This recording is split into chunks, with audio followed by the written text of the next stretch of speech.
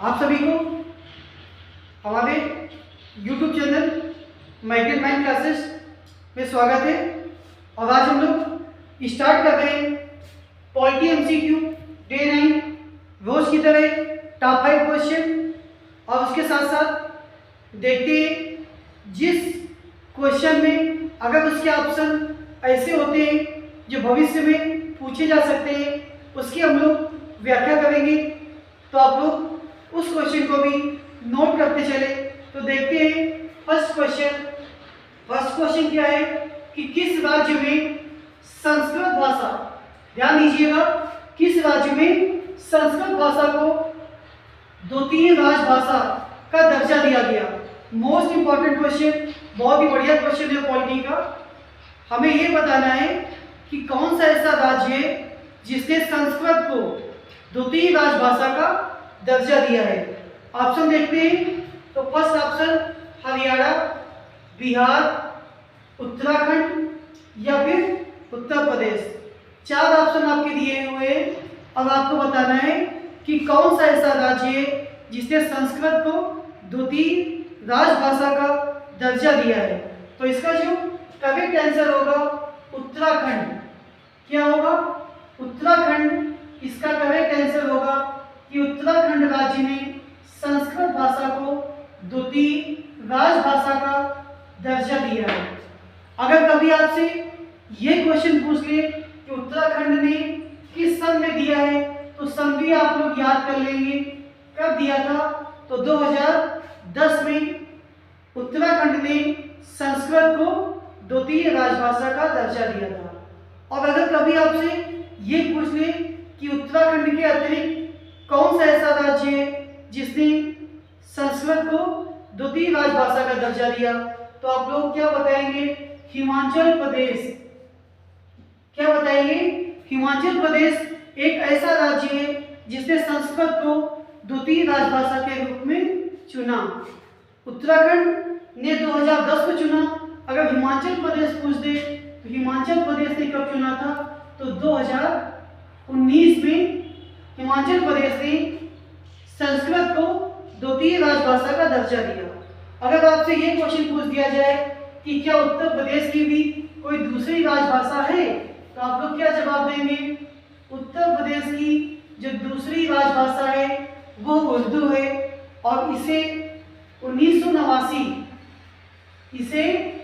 1989 आप लोग याद रखेंगे कि 1989 में उत्तर प्रदेश ने उर्दू को द्वितीय राजभाषा का दर्जा दिया। तो जो प्रश्न था हमारा कि किस राज्य में संस्कृत भाषा को द्वितीय भाषा का दर्जा दिया, तो ऑप्शन सी इसका करेक्ट आंसर होगा। उत्तराखंड वो स्टेट है। और अगर आपसे ये पूछ दिया जाए दूसरा राज्य कौन सा है, तो दूसरा कौन सा होगा? हिमाचल प्रदेश होगा। सन की बात करें तो 2019। बात करें उत्तर प्रदेश की, तो उत्तर प्रदेश की जो दूसरी राजभाषा है वो उर्दू है। इसे 1989 में दर्जा दिया गया था। अगला क्वेश्चन है कि वित्त आयोग में एक चेयरमैन होता है, वह सदस्य कितने होते हैं? क्या बताना है कि जो वित्त आयोग है इसमें एक चेयरमैन होता है, सदस्य हमें बताने हैं। सदस्य कितने होते हैं? तो याद रखिएगा कि सदस्यों की जो कुल संख्या होती है वो 4 होती है। यहाँ पर चेयरमैन का मतलब अध्यक्ष है, इस बात को भी आप लोग समझे। तो जो वित्त आयोग होता है, तो वित्त आयोग में क्या होता है? एक चेयरमैन या अध्यक्ष कह लीजिए, इसके अतिरिक्त 4 अन्य सदस्य होते हैं। तो इस तरह से इसका जो करेक्ट आंसर हो जाएगा वो ऑप्शन सी हो जाएगा। अब अगर हम लोग बात करें वित्त आयोग, तो वित्त आयोग का जो उल्लेख है आप लोग याद कर लें, अनुच्छेद 280 किसमें किया गया है? अनुच्छेद 280 में किया गया है। और अगर आपसे ये पूछ लिया जाए कि जो वित्त आयोग का अध्यक्ष होता है उसकी नियुक्ति कौन करता है, तो याद रखेंगे उसकी नियुक्ति किसके द्वारा की जाती है? तो उसकी नियुक्ति की जाती है राष्ट्रपति के द्वारा। वित्त आयोग के अध्यक्ष की नियुक्ति की जाती है। ये क्वेश्चन भी मोस्ट इंपॉर्टेंट थे जो डिस्कस किए गए आपके साथ कि वित्त आयोग का संबंध अनुच्छेद 280 और अध्यक्ष की नियुक्ति कौन करता है? तो नियुक्त करता है राष्ट्रपति। क्वेश्चन नंबर 3 देखते हैं। न्यायालय द्वारा अपराधी घोषित किए जाने वाले व्यक्ति को अयोग्य करार देता है। बात समझ में आ गई होगी आप लोगों को कि न्यायालय द्वारा व्यक्ति जो दोषी पाया गया है, जिस पे कार्यवाही हुई है, जिसे सजा हुई है, उसे चुनाव लड़ने के लिए अयोग्य कौन करार देता है, हमें ये बताना है।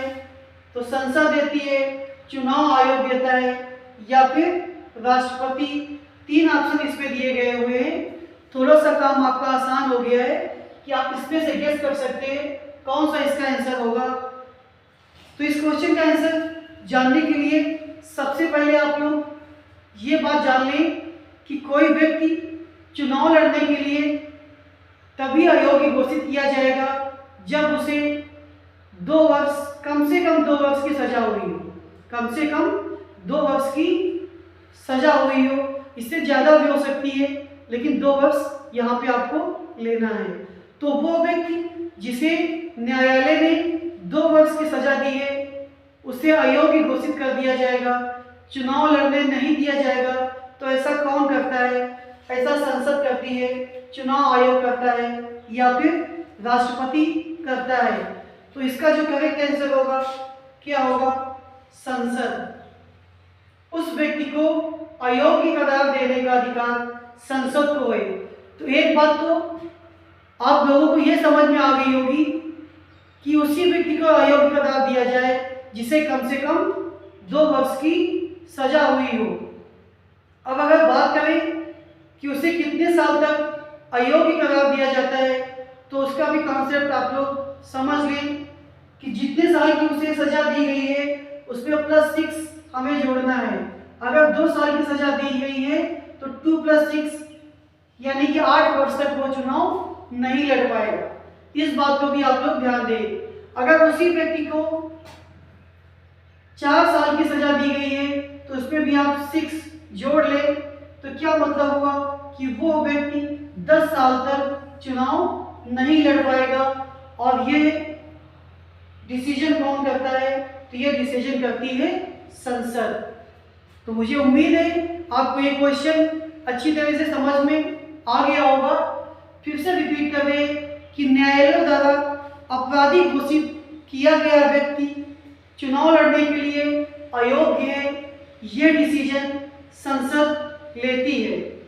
और कब तक वो चुनाव नहीं लड़ सकता, तो इसे भी आप लोग याद कर दें। जितनी सजा दी होती है उसमें +6 हमें जोड़ना है।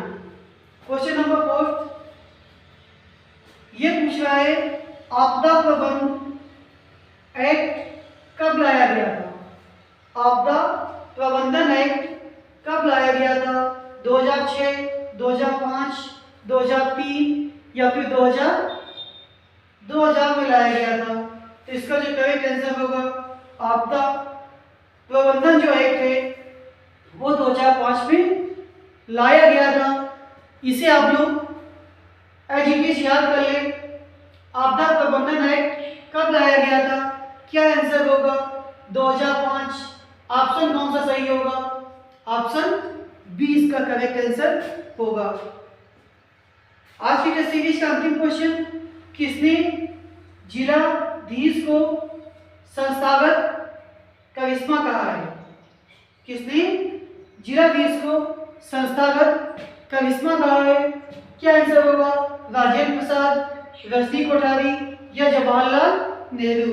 बात करें डॉक्टर राजेंद्र प्रसाद की, तो राजेंद्र प्रसाद क्या थे? जो संविधान सभा थी उसके स्थायी अध्यक्ष थे। याद रखेंगे आप लोग, क्या थे? स्थायी अध्यक्ष थे।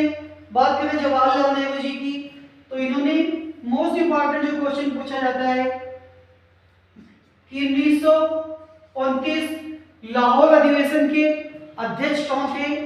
तो जवाहरलाल नेहरू को याद करिएगा। पर जो क्वेश्चन पूछा गया है कि जो जिलाधीश होते हैं उनको संस्थागत करिश्मा किसने कहा था, तो क्या आंसर होगा, रजनी कोठारी इसका करेक्ट आंसर होगा। मोस्ट इंपॉर्टेंट क्वेश्चन, कई बार एग्जाम में पूछा गया है, तो आप लोग इसे याद करें। तो ये थे polity MCQ day 9 top 5 question. इसी के साथ सभी को धन्यवाद।